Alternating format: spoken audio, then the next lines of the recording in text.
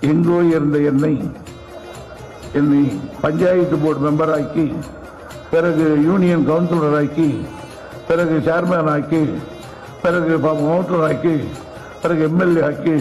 அது ஆக்கி, இது ஆக்கி, ஈராக்கி, பேனாக்கி, கிடையாக்கி, அதை ஆக்கி, எங்க அம்மா தாயி, குலதெய்வமே, எங்க லட்சியமே, பாண்டி கஞ்சி காமாட்சி, காசி சாராட்சி, சொக்கேஸ்வரர், சுந்தரேஸ்வர், இப்படி எல்லாம் படிச்சு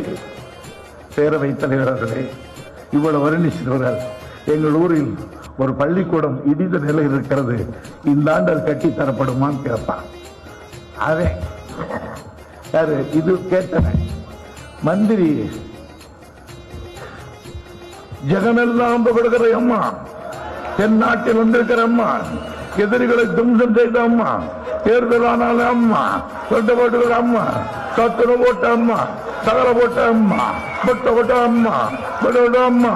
அம்மா ஆமா. பேரவைத் தலைவர்களே, அப்படிப்பட்ட எண்ணம் அரசாங்கத்துக்கு இல்லைன்னா